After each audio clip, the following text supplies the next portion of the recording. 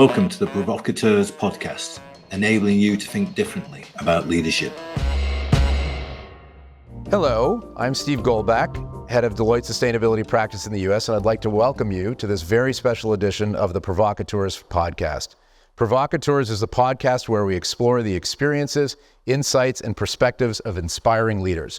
Our aim is to provoke you and to think and act differently through conversations with insightful leaders who offer new perspectives on traditional business thinking. And today, we're coming to you live on stage at Climate Week in New York City.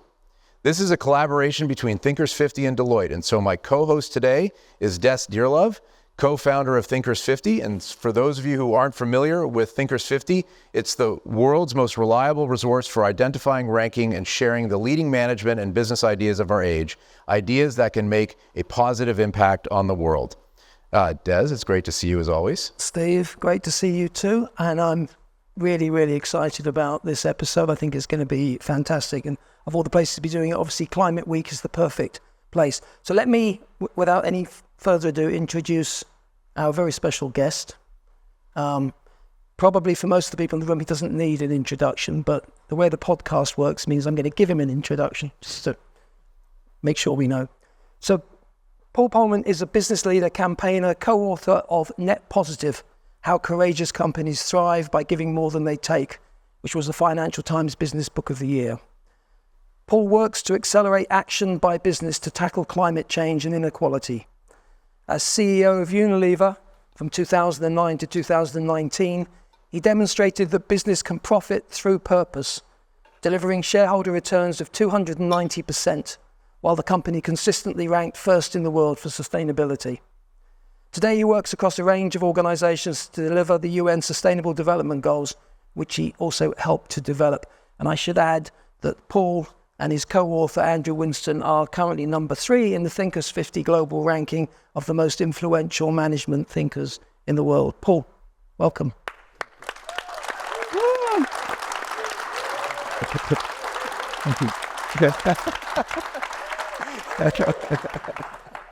Huge thank you for making the. We know how busy you are, and we're eternally grateful for you making the time to do this. Business as a force for good is a passion of yours. Leadership, the next generation of leaders, you're also passionate about. Both of those topics are very close to our heart at Provocateurs podcast. So we want to make enough time to talk about both, but obviously they're very linked. But let me start with a kind of a personal question. Was there a moment for you, a personal epiphany, if you like, when you realized that business as a force for good and addressing climate change was a business and moral imperative? Or did it sort of come on to you gradually? Well, if it's a moral imperative, I think that you get very early from your parents and the environment that you grew up in. I grew up in the Netherlands a little bit after World War II. I always thought it was a long time after World War II, but the older I get, the more I realize how close it was.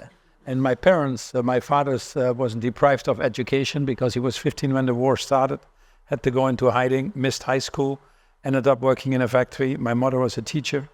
But he literally had 2 jobs to ensure that the 6 children could, prosper. And they were fighting for peace in Europe. They wanted us to have education that they didn't have, and I wouldn't be sitting here. We hated my mother at many times when she would never let us go out of the house to play with the neighborhood kids unless she checked us on our homework. And obviously that was embarrassing for us.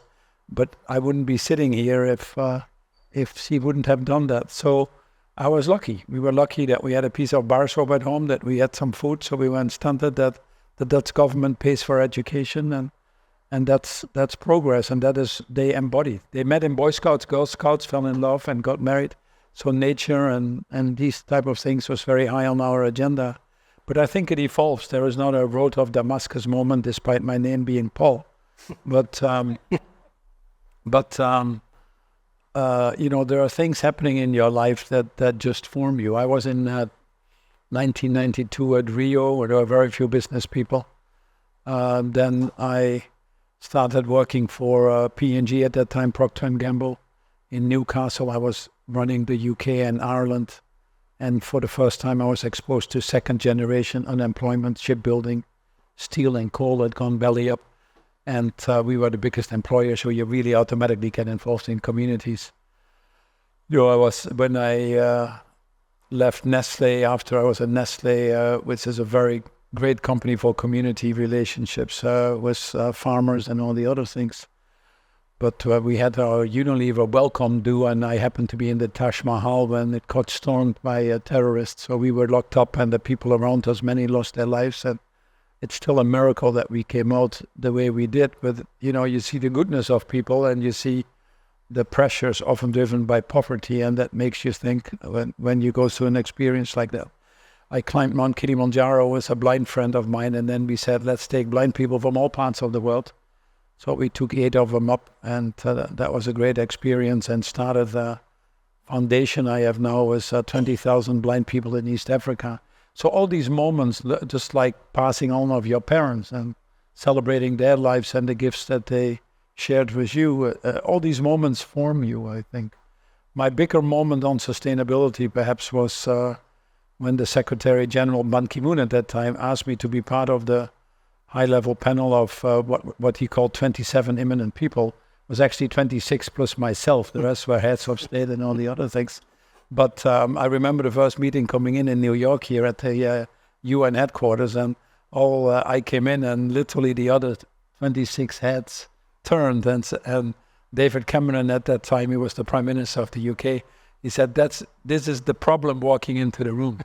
So it was like the private sector is the problem for all of this. But, working 2.5 years very intensively together. And then we got the Paris Agreement. I was very heavily involved in the COP21 and many of these things. So these are moments. Working with John Ruggie, the late John Ruggie, helping develop the principles of business and human rights, which is a very important thing. Climate change and human rights are closely related, as you well know. So all these things help form you. But at the end of the day, I've always believed that business should be a force for good. And the question we ask in our book is, how can business profit from solving the world's problems, not creating them? And it is mind-boggling to me that so many people that run these great institutions are well aware of the damage they do, yet find it normal not to do anything about it. That, to me, takes courage. People say, why are you so courageous doing this or that?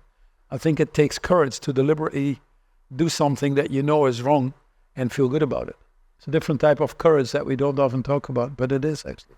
It's much easier to do the right thing, So I always felt that if you want to make money, there's nothing wrong with that. Don't do that at the expense of other people. Don't do that at the expense of the planet. Don't do that at the expense of future generations. It seems to me such a fairly simple concept, and embodied in every religion, by the way. If you look at every religion, be it Islam or Muslims or Jews or Christians, they all have the golden rule: do unto others as you like to have done unto yourselves. And I just put the planet in there: do unto others and the planet. And if you just stick to that rule, life would be significantly better for many people. So Paul, we're here at the end of Climate Week. I know it's been an exhausting schedule for you, and this is your last event. This is our last event here.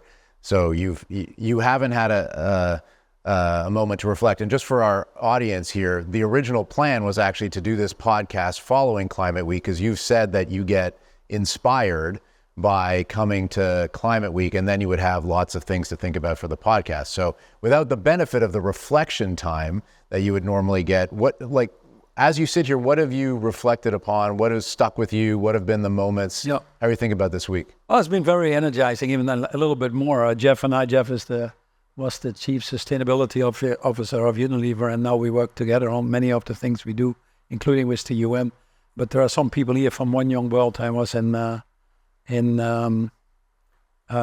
Montreal at One Young World last week, and then we were in Singapore, where tremendous amounts of things are happening, and a very dynamic part of the world. Then I came back here on Tuesday morning, and flying out tonight. So that's my only condition, that we hit the deadline.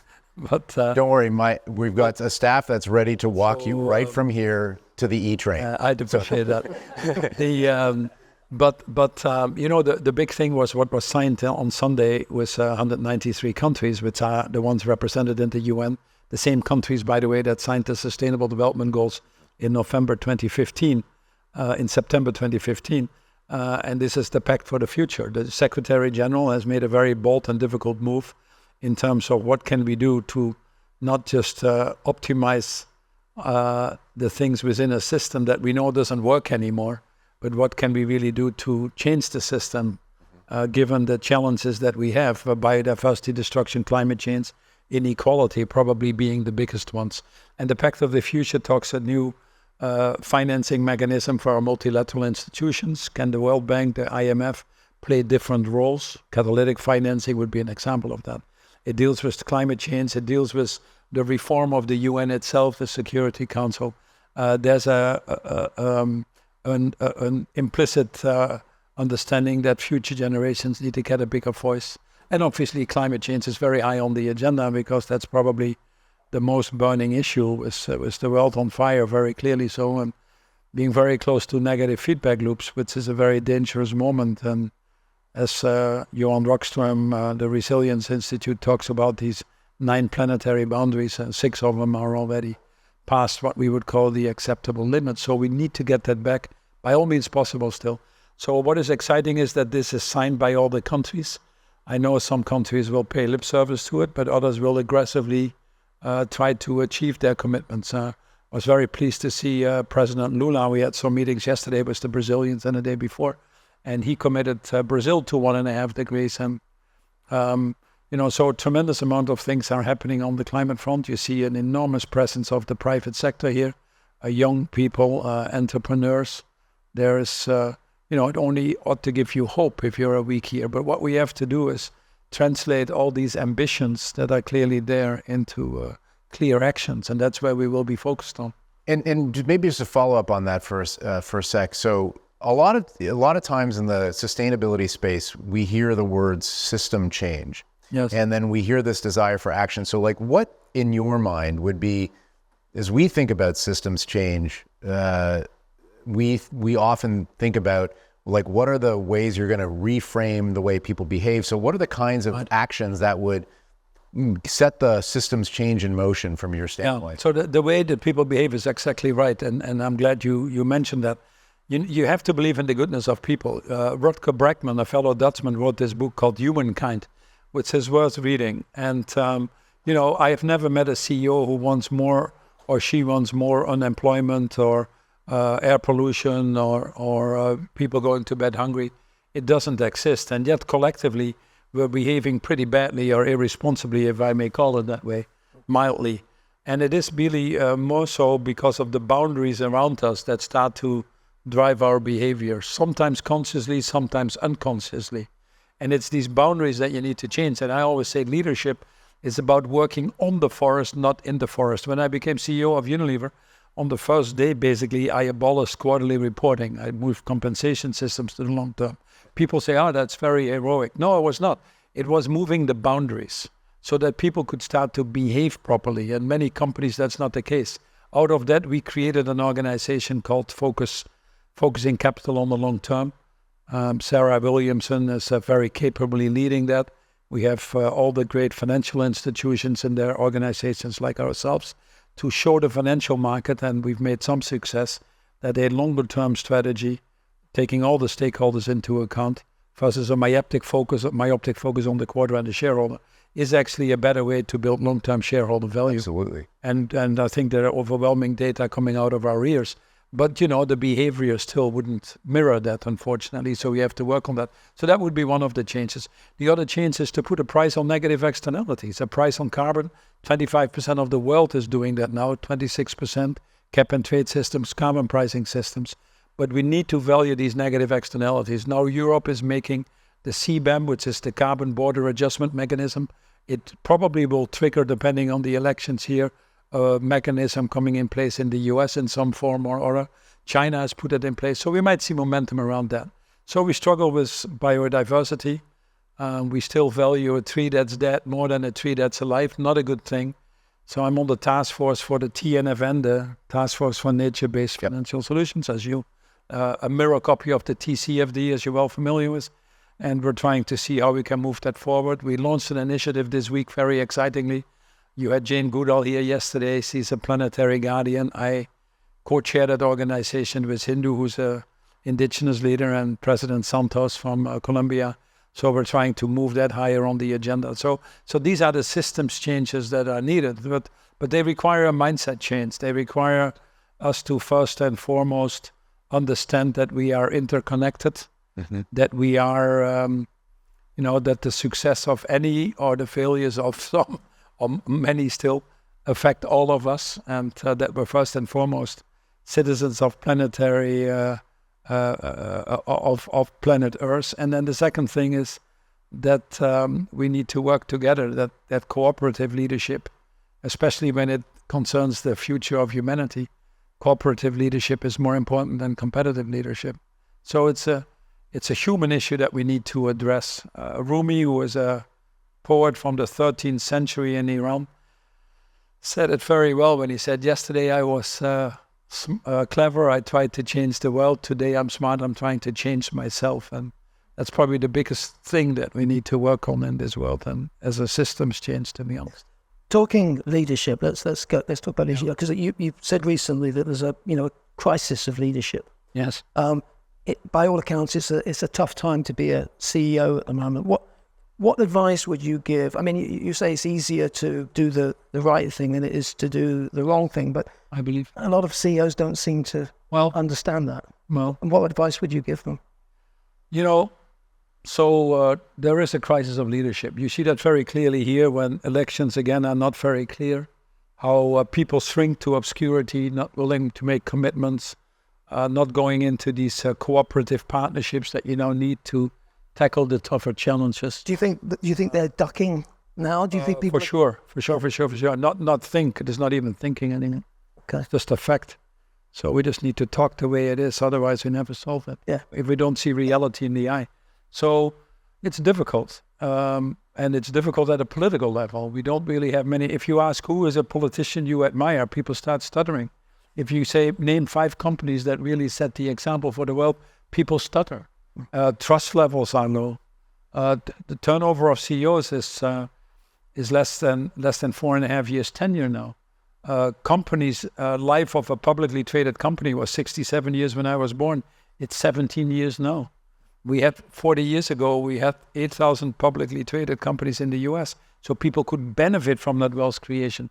They could become shareholders. Now we have 4,000 companies. So there are many signals or signs that show what we're doing is not very good, and that we have leaders there that are not able to function in this world, which is a VUCA world, which is a world where too many things come together. But they all come together because they're actually related to the same thing. It's not attacking the burning issue in the first place. So when we had the financial crisis, we tried to put bandages on that and treated it like, let's throw money at it. But we never really fixed the basic issue. Banks were too big to fail and people were too small to matter. So you got a lot of discontent building up. Then we had COVID, and but we do the same thing again. We give a few vaccines to the ones that have the money, and the 80% of the world that suffers increasingly from our inability to act, we have the courage not to give them anything. Just like we have the courage not to give them 100 million climate fund. Just like we have the courage not to give them any technologies to make their economies competitive and green. So there's a real vacuum here of morality, if you want to, and that needs to be solved. Judy Samuelson from the Aspen Institute, I was talking to her and said, Paul, you have to read this study. I chair the Side Business School at Oxford and on the board of INSEAD, the essay, and some other things, because we need to create different type of leaders. But she confirmed it. She said, we did a study of all the MBAs. The business programs in the world has 70 million people a year that go into business schools. It might also be engineering or biology that want to start their businesses, but 70 million people take business courses, more than any other study. That's right. So they were interviewing the people, why do you go to business school? I want to make a difference, I want to change the world, I want to make it a better place, etc. Then 1 or 2 years later, depending on the program, we interview the same people. I want to work for Goldman Sachs, want to make a lot of money, and I want to screw the world. And that's basically still what is out there running the companies.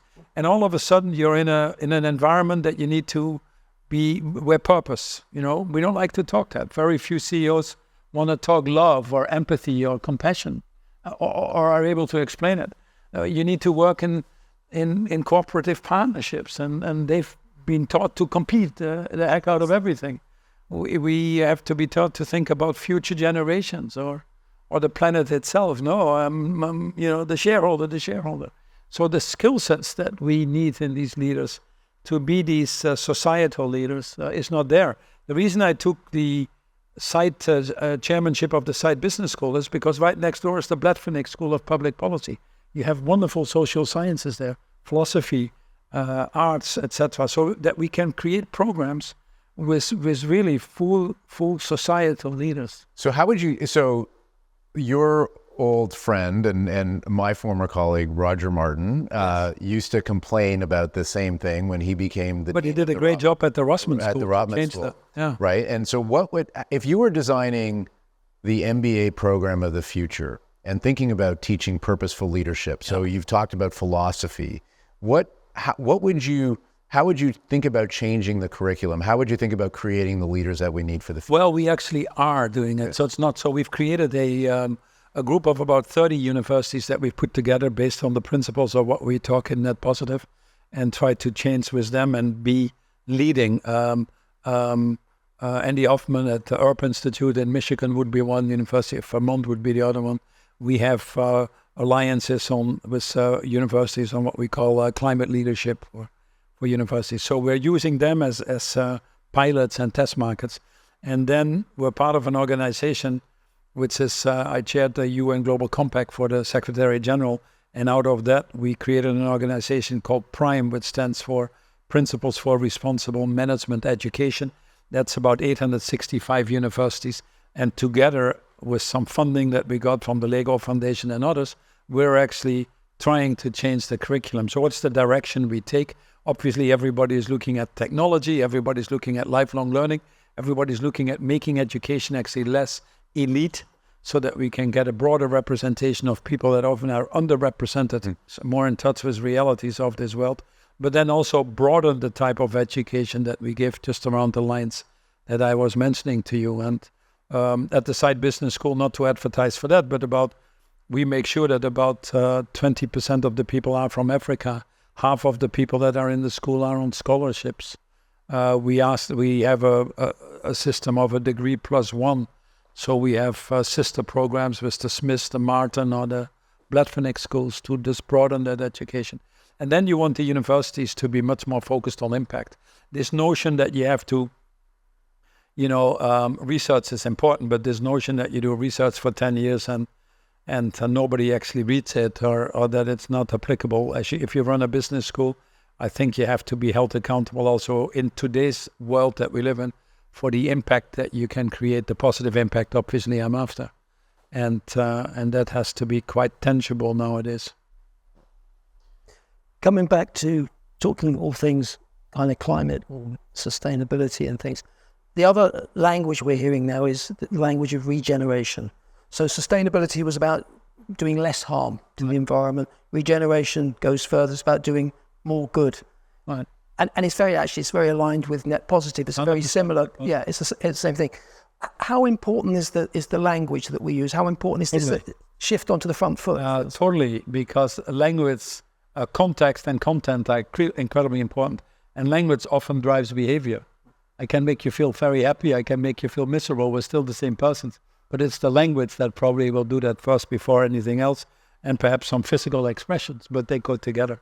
But this year World Overshoot Day is August the 1st. That's the day that we use up more resources than the world can replenish. I would argue that every day after that we're actually stealing from future generations. In the last 50 years, we've lost about 68% of the world's species, mammals, vertebrates. So when is it our turn? Hubert Reeves, who is a philosopher in Canada, just across the border, said it very well when he said, "Man is the most insane species. He worships an invisible God and destroys a visible nature, not realizing that the visible nature he destroys is the invisible God he worships in the first place." And this is exactly what we are doing. So then you look at sustainability reports of any company in the world, including the company I represented, and it talks about less plastics in the oceans. It talks about less carbon in the atmosphere. It talks about less deforestation in my value chain. You get tears in your eyes if you read some of these sustainability reports. But when you've overshot these planetary boundaries to such an extent, less bad is still bad. I used to kill 10 people. I was a terrible murderer. Now I only kill 5 people. I'm not a good murderer. It just doesn't work that way. And somehow in the corporate world, we need to change that mindset. My plane goes down less fast than your plane is not a good story. And yet we sort of collectively, and I'm deliberately saying it in a provocative way, but collectively we behave like that. So what we were trying to do with this book, when we were writing this book, was really, we thought we'd do a practical book about how to change your companies and become more responsible, etc. But the more I was writing it with Andrew, the more we thought about it as a mindset change. That the only thing that is acceptable is to think restorative, reparative, regenerative, and that's what we call net positive. And, which in essence, to keep it short, but what does that mean? That means that the leaders, so how do you become a net positive leader? That we first and foremost need to take responsibility of our total impact in this world. There are many companies still that think they can outsource their value chain, also outsource their responsibility. It dawned on me when the Rana Plaza factory collapsed. 1,030 women lost their lives. They knew they were going in there on suicide missions. The cracks were on the wall. By the way, they got paid 11 cents an hour. That's as close as you can get to modern day slavery. I was the first one using Unilever money, admittedly. I was the first one to send money to them. I have nothing to do with fashion. But, by that time I developed the Sustainable Development Goals. If we don't have the courage, the audacity to take responsibility for these things in our value chain, then you're not worth running these companies, in my opinion. So net positive is take responsibility of your total impact. If you break it, you own it. The second thing is run your businesses for the longer term, which automatically brings you to all of the stakeholders. You cannot run a business for the long term if you don't take care of all your stakeholders. And by definition, impossible. And then you need to really run your business by firmly believing that the shareholders need a return. But that return is a result of what you do. That's not the reason for doing it. It's a little bit like white blood cells. We all need white blood cells to live, but we don't live for white blood cells. And then net positive companies work on these transformative partnerships and ultimately go into what I call positive advocacy. If we really want to drive the big systems changes that Steve was referring to, we really need to work together with civil society and governments to get the right frameworks and the right policies in place. Otherwise, it doesn't happen at the speed and scale that we need it. So right now in Washington, there's about $6 billion spent for perforce lobbying by companies, by trade associations. Many CEOs saying this thing to sound right, doing this thing, or having the trade associations advocate other things. We've published extensively about it. It just doesn't work anymore. That's probably one of the reasons you lose employees. That's one of the reasons business doesn't have the trust it should be having. So that's net positive leadership in a nutshell, and that's what we should all train the people for to do that. Now it takes courage. It's not easy. I understand that. So Paul, let me come back to the idea of running your business for all your stakeholders and running it for the long term. And you and I talked before about using simple language. So the last time I looked at how companies were valued, and you were a CFO, you forecast your cash flows for a handful of years, and then you do this thing at the end called the terminal value, where you assume that my company lasts forever and continues to grow unabated forever. And that's usually somewhere between 50 to 75% of the value is in that shorthand number, in the way that valuations are typically calculated in the world. Why is it, do you think, that given all the value is predicated on this assumption that businesses last forever, that we can't get our heads around focusing on, we need to make sure that our companies can last forever? And one of the things that must be true for them to last forever is that we need to have, a functioning society, a functioning planet, because we all benefit from that. Right. No, it's absolutely. And I think you're answering your question, to be honest. And I'm looking for validation from you, really. No, you don't have to ask me to agree on that one. But you see, you need to look at what causes it. And because most of the value creation in any company is anywhere between 5 and 15 years before you create value. If Unilever builds a new factory, it takes us 5 years before you get your return. And because it doesn't fill up at day one, you have to build these things and work it. If you go into a new country, it might take you 10, 15 years before you have a return. if you invest in your people, it might take you 25 years before you have your successor. So we do a lot of things for the longer term. Yet when it comes to business decisions in too many companies, CSR is being celebrated, but when the pressure is there, it's the shareholder, and CSR is the first thing that is being dropped. These are tragedies in history that often cost the shareholder infinitely more. And so there's enough evidence now, I think also with hard data, that companies that are run for this longer term, for these taking these multiple stakeholders into account, also have a better return over time for the shareholders. And certainly it's not only a Unilever story, I think you can see that broadly. As ESG funds are starting to perform better over a 3, 5, 10-year period. Obviously, when you have a short-term crisis, you might all of a sudden see a deviation. But broadly, they are having a better return. So what is getting away from it? I think you have to start with boards. Boards are still populated by people that grew up in a different era, often a certain age, often more interested in protecting their reputation, and are terribly short on basic skills we need in boards, knowledge about sustainability or climate change, or actually AI, or very underrepresentative in lots of terms not so of diverse. gender, in terms of racial dimensions, etc. Not only in this country, to a lesser extent, but also in the part of the world that I live. So you need to start with boards, and then often the CEO will say that the short-term pressure comes from the boards, actually not from the financial markets. I tend to believe that. There are more people in the financial market, if you look at the proxy season and the questions, etc., that are seeking a little bit longer-term behavior. Then you need to, drive some behavioral change. If you have a system where you have not one person, one vote, but $1, one vote, it really leads to erosion of democracy. And you see it happening right in front of us in this country, but also in other places. So how do we... So it drives behavior that goes in the wrong direction, and these are the systems changes you need to make.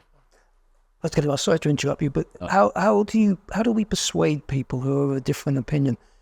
We had a great session yesterday with Jane Goodall, and she was sort of saying, you can't just confront people. You need to, exactly. If you can engage the heart, then you can begin to the head will follow. I've heard you say something not dissimilar to that. The way you have to persuade and influence people is more of a subtle art. You'd think the word conservation and conservatives have something in common. So that's not a problem. In fact, now that we work biodiversity and work closely with Jane, you actually see less of a tension than the whole area of climate change has become, unfortunately, contentious. So the way you work on it is two things. Obviously, a lot of bridging and listening and understanding, and not getting hung up on the words, which sometimes create irritation, but just on what we're trying to achieve. Are we trying to achieve a clean air that people can breathe? Are we trying to implement technologies that make our economies more competitive versus obsoleted economies? Are we trying to create an environment of more inclusion or less inclusion? Things that are inarguable. Start with the things, well, they might be arguable for some people, but start with the things where you align on values, that what you want to achieve, and very quickly, I would believe you can find more common ground.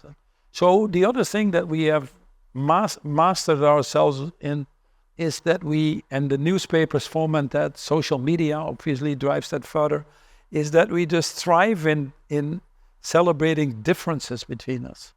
Even when we go up in companies, in careers, when you had performance reviews, there seems to be an awful lot of pleasure in just explaining to you all the things you don't do well that you need to correct before you get promoted.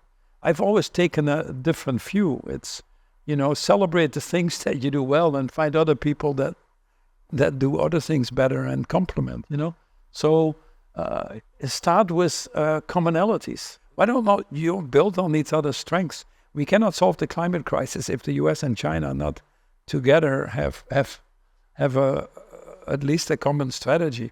And that's the same for vaccines. Are we waiting for the next pandemic to treat it the same way as the one that we had before, where we had to put in over $20 trillion?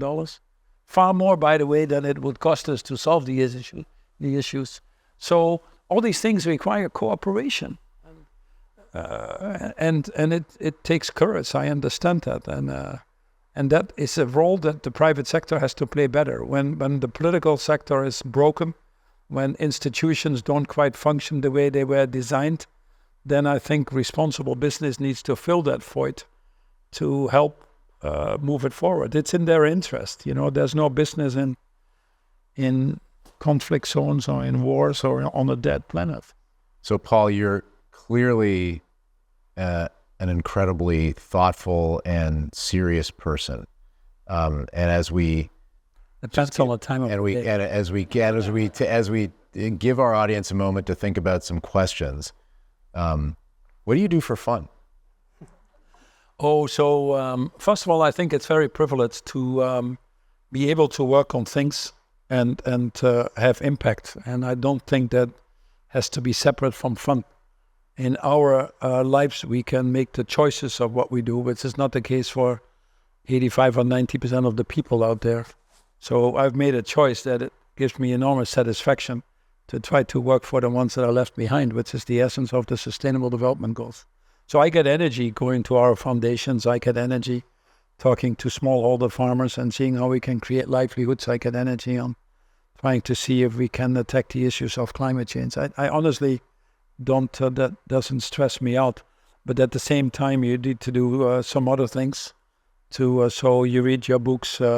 I actually like classic cars, so I drive them, and we race these things to get your mind on other things. And my wife is a musician, so spend a lot of time on the arts and supporting that, but also listening to it. Unfortunately, I never learned to play an instrument, but my line is every good musician needs an audience. So trying to play that role. So it's what does she sort play? of an indirect musician. So, but you need to do other things but for different reasons, you need to get oxygen. Because if you don't get that oxygen, where do new ideas come from? Where do new partnerships formed?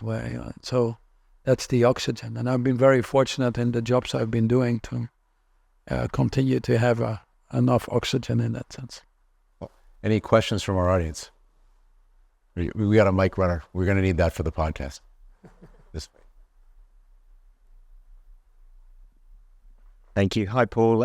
Great talk so far. Thank you. John O'Brien. So far. So far. I'm about to ruin it. John O'Brien, you mentioned it. A change starts with the board. Yesterday we had Craig Foster in here, and his latest project is how to bring Mother Nature into the boardroom.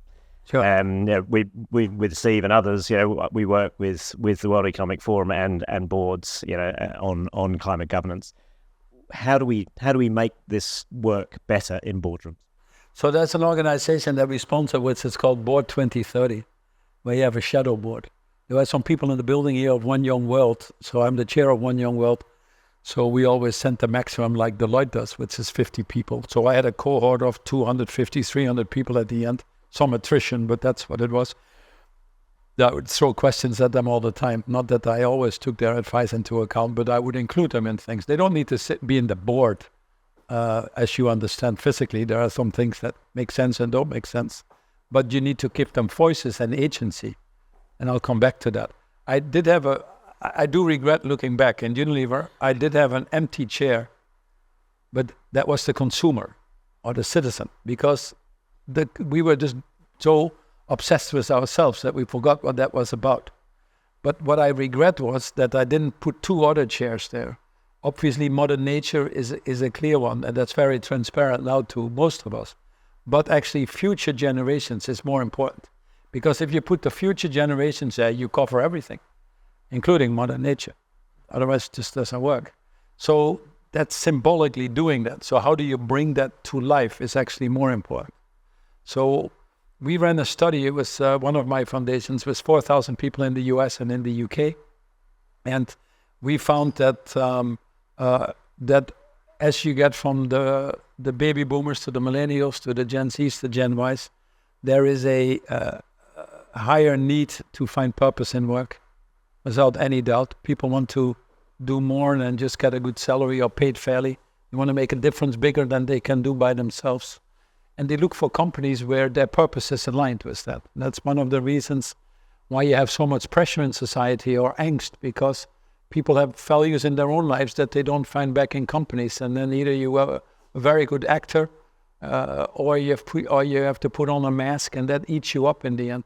So that's very important. And what we found was that 30% of these people, and it was actually fairly consistent, but it goes higher on the younger generations, have deliberately quit a company because the values were not aligned with theirs.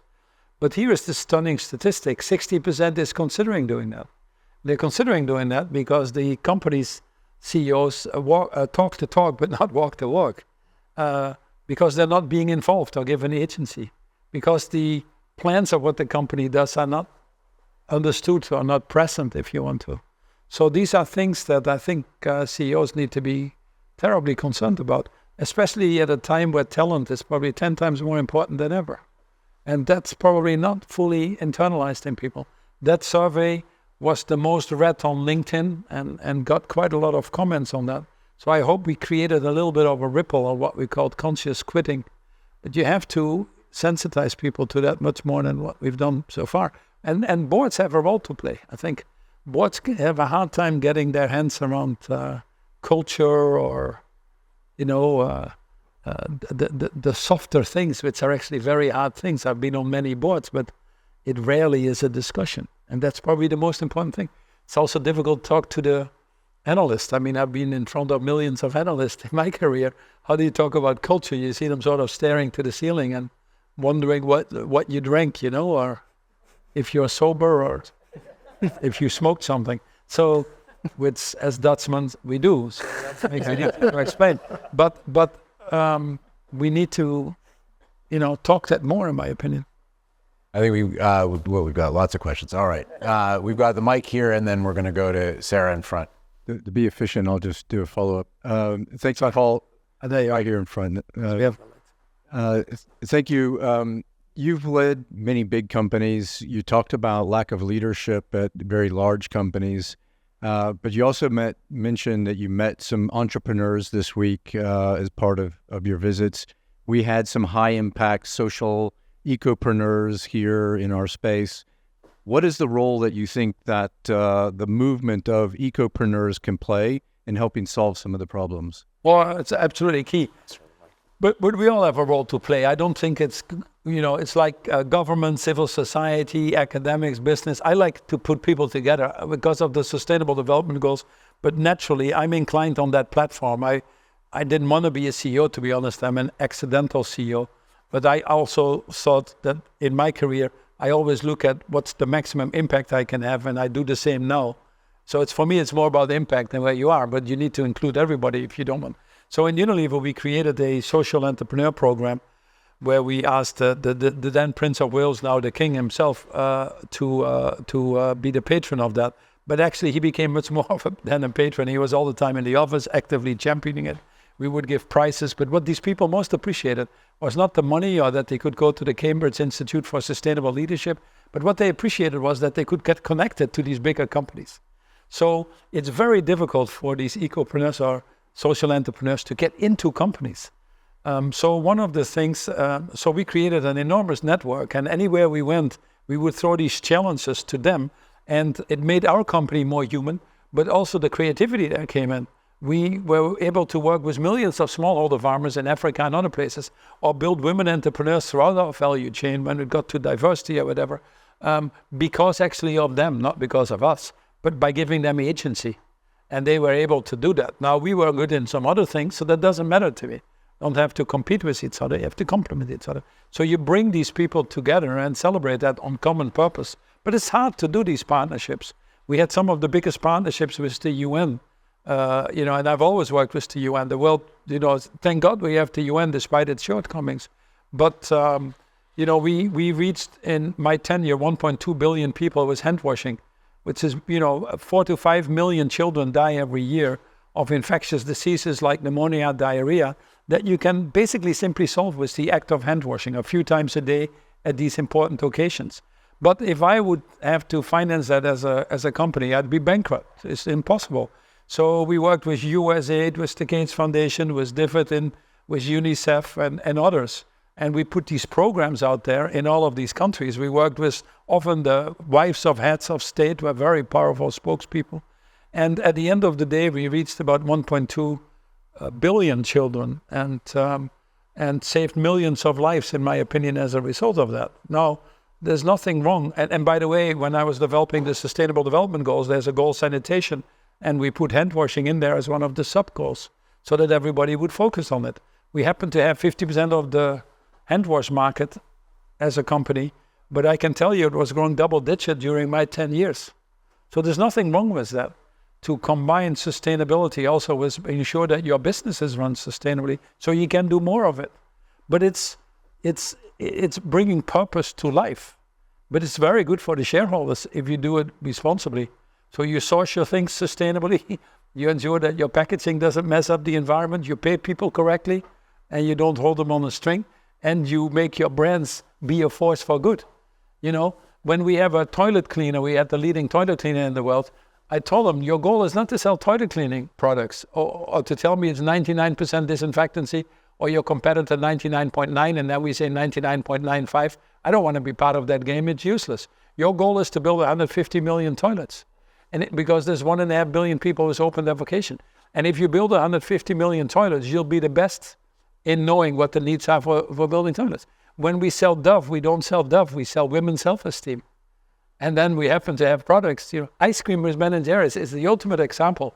They sell ice cream, but they're really a social activist brand. But they need to pay for it, so they need to sell ice cream to pay for it. So ice cream is an excuse to sell. But so every brand should have that purpose, in my opinion. Otherwise, why would we keep them around? So Paul, can I just check on something with you? You're the one with the flight. I saw a lot of hands. It's okay, we can take a few more. So we got Sarah, a good driver, and you're gonna be the governor. So you tell me. So we'll go tip him well. Okay. Yes, to you guys. Okay. Hi, my name's Sarah Woodcock. I wanted to know what single achievement in your career has given you the most sense of accomplishment, and equally, what failure have you learned the most from? So I don't want to reflect it on me because I've always been fortunate to have enormously capable people around me that did enormously capable things that I was able to explain. But the secret is just to invest in others. The more you invest in others, the more they invest in you. So leadership ultimately is about putting yourself to the service of others, knowing that by doing so, you're better off yourselves as well. And many people are not willing to take that act of faith. But it works, and honestly works. So when I was CEO, I told people, and people started laughing, I said, I'm the one in the company that knows the least. People laugh, no, you're a CEO, you should know everything. No, my finance person knew more about finance than I would ever will. The person who ran North America would know more. The brand manager on Dove, the person who runs the factories will know more about that. So at the end of the day, I'm nobody, to be honest. So what you can only do is to give all your energy in terms of ensuring that the environment is right for them to prosper, that the values are coherent so that we have a glue that makes the magic of 1 + 1 is 11, and to invest in them to make them succeed, to create an organization where each and everybody can rise to their highest desires or abilities. And then things automatically will happen based on a very strong purpose. You can align people on these purposes. When I came to Unilever, I called Bill George. I said, I've never been a CEO. I'm scared stiff. I don't even know why I accepted the job, but I'm in it now. And but I need help. I just didn't know how to do it. Bill had written this book, True North, which I like, and very powerful. I said the first year, we're just going to work on purpose. If we all work on our own purpose, and then how we influence others, and then how do we get results? Of course, we ran a little bit the business the first year because there were some left-brain things that needed to be corrected, but we all worked on it. We could never have gotten our Unilever Sustainable Living Plan, where we set goals to double our business, decouple it totally, social targets. We were the first ones that did the full Monty of ESG, if you want to, but also make commitments to decarbonize. We immediately set targets in line with science.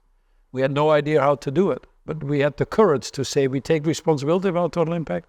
We set targets that we need, not what we can get away with, like so many companies. Play to win versus not lose. And we said we don't know how to do it. We became human and said, let's have partnerships. And that's why it attracted a lot of people. We never got attacked, although we had many issues. But we would let people publish these issues. The only company, regretfully, which is a failure, we were the only company that issued human rights reports. I issued 2 or 3 of them when I was there, with some very strong salient points in there that need to be addressed, where we asked Oxfam or others to publish. People said, don't publish because you lose your job. All the newspapers will take you to bits. I said, no, we asked them to do the studies. Everybody should know how tough it is. So then we published it. People said, well, if Unilever even has those problems, can you imagine other countries, other companies? But they at least have the courage to publish it. We never got attacked. More people wanted to join us and help us. So bring humanity back to business is all I say. And each time we don't do that, we pay a price for that. Each time we do, we make the connections that we need to solve some of these bigger problems. My biggest failure, probably, I have more failures than success. Otherwise, I wouldn't have been a CEO. To be honest, you see what the IRA does now and other things. But we have so much more to do. So that was a failure. A failure to not be able to get as many companies to follow us and be as courageous. I still see that, we created the World Business Council I chaired. I chaired the ICC, the International Chamber of Commerce globally, the B team, the UN Global Compact. We now have a reasonable group of companies that are marching in the same direction in a more coordinated way, and that was my intent.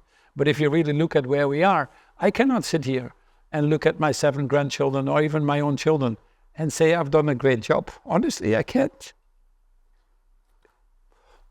I wish I could. But poverty is going up, climate change is going up, inequality is going up. And we're all sitting here saying to each other how great we are. I have a hard time doing that. I'm hopeful. I think we can challenge ourselves to that higher level of morality or consciousness that we need. But we're not doing it right now, so there's nothing to celebrate. Anytime we get a prize, we just got a prize from the UN, we went there. I don't really want that. I don't think we deserve any prize, certainly not people like us. Well, the ones that deserve the prize is the ones for which we need to fight. I have people working in our foundations that work for less than $10,000 a year of working with a blind or deafblind child, 100% dedicated day and night, to give them a chance. And we step on them. These are the heroes that we should celebrate. These are the ones that we should give prizes. These are the ones we should congratulate. But we are not yet at that point that we can feel good about ourselves. Honestly, we can't. And so I'll go on. I'll wear the pin. I'll go on until we get to that point that is in the Sustainable Development Goals, which is to irreversibly eradicate poverty in a more sustainable and equitable way, or as we call it, to not leave anybody behind. So that's a big failure that we should take our own responsibilities. Paul, there's really no... Take one more question, then I'm flying off. All right. Okay. All right, so... Quick question. I checked Waze, you're okay. I'm okay. It's 1 hour 34 right now to JFK, okay. So I'm just... No, we have 5 minutes. Okay, great. My name is Lena Taylor, and I run an organization called Heartquarters. So we do executive coaching and leadership development. And let's say you talked about the courage that it takes to do the wrong thing. Let's say one or some of those people that you're talking about have a come to Paul moment. And what would you tell them in terms of the kind of courage that it requires to pull a product that's harmful for the environment, or stop a line that's profitable but harmful? Yeah. So I think we are at a point now. The human beings have a little bit of a shortcoming. We are evolution, but evolution is relatively slow. Whilst we're now living in an environment where change is really fast. So we actually have a problem with that. Our minds are not wired to deal with that. So we are linear thinkers, and we have exponential problems. So we are pretty bad on forecasting what is going to happen. We tend to overestimate the time we have to solve problems. We also underestimate how quickly technology is available and what the economics are as a result of that. I'm always amazed at talking to CEOs that when they say, I can't do this, you ask 3 times or 4 times the why question, how quickly you can find the answer, even at a simple bilateral, but certainly if you go into more broader partnerships, you can solve 80% of today's problems, to be honest, and you're more profitable. Deloitte did a study last year that I quote quite often.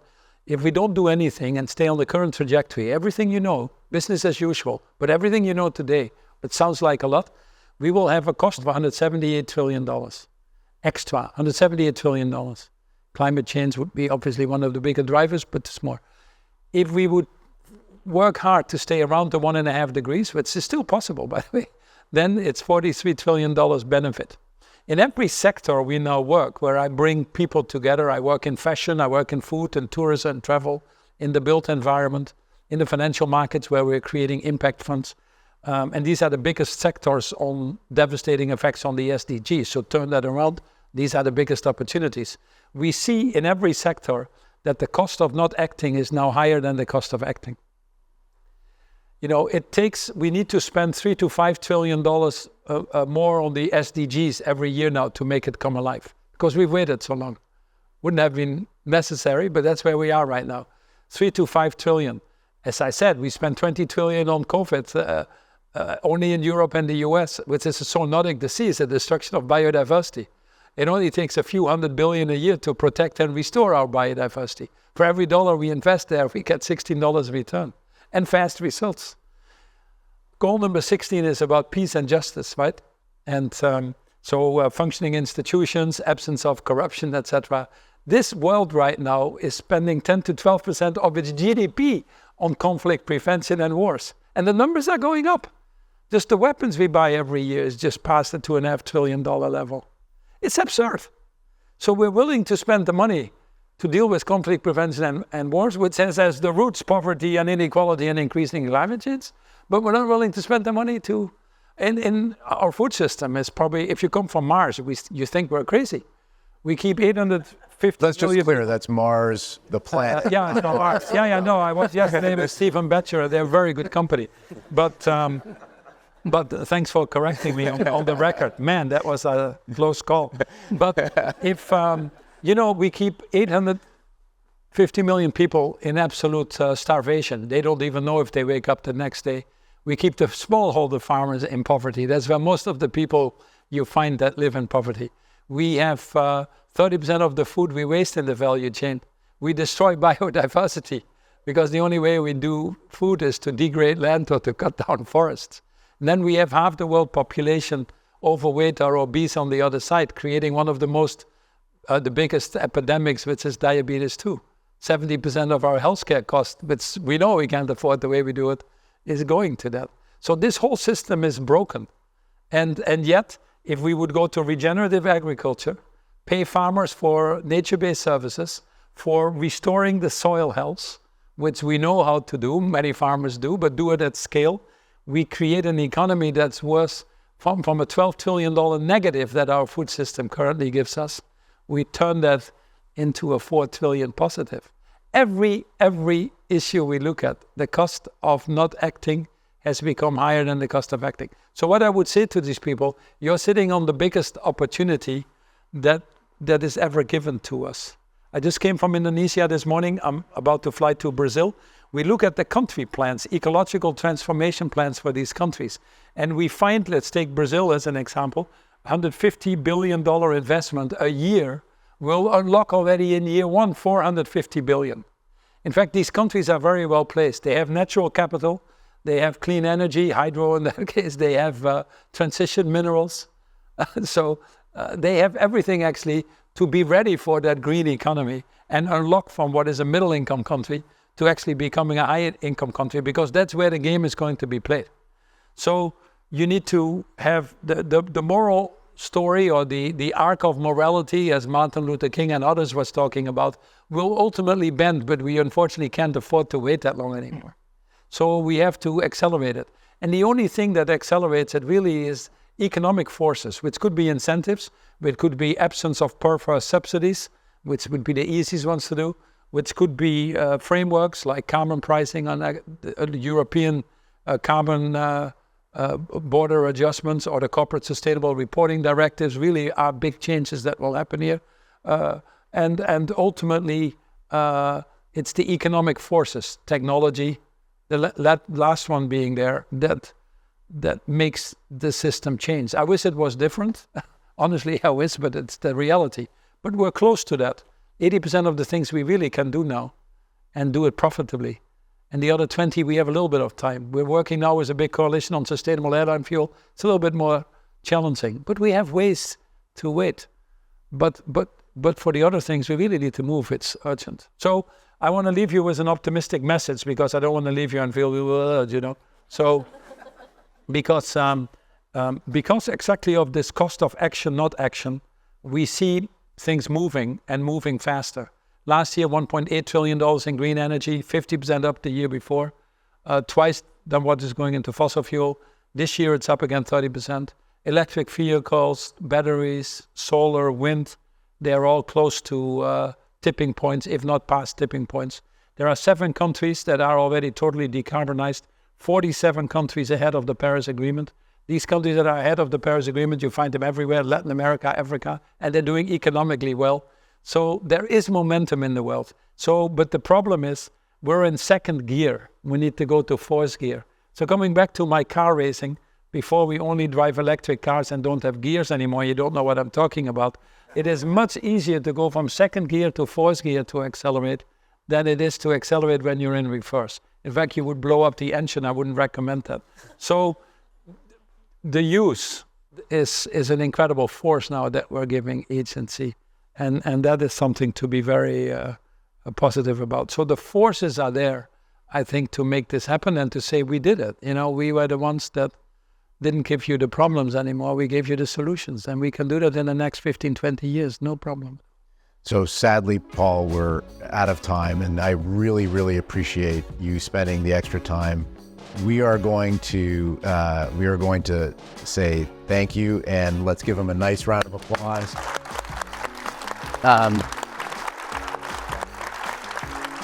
So I'm just going to read the outro. This is the Provocateurs podcast, coming to you from Climate Week in New York City. We've been Des Dearlove and Steve Goldbach. If you like our chat, then please check out our other episodes, and we hope to see you on the next one. We are going to let Mr. Polman walk right out to his train at the E-Train. No, I'm kidding. We've got a car waiting for you. But we are deeply appreciative for all your wisdom, and thank you for all you're doing for society, for the world. And it has been an absolutely humbling experience to get to know you the last couple days. And you got to go make your flight, because we want to do this again with you sometime, and you're not going to like us if we don't let you do that. So thank you. Thank you so much. Sure. Thank you. Yeah. Indeed. This podcast is part of an ongoing series of interviews with executives. The executives' participation in this podcast are solely for educational purposes based on their knowledge of the subject, and the views expressed by them are solely their own. Podcasts should not be deemed or construed to be for the purpose of soliciting business for any of the companies mentioned, nor does Deloitte advocate or endorse the services or products provided by these companies.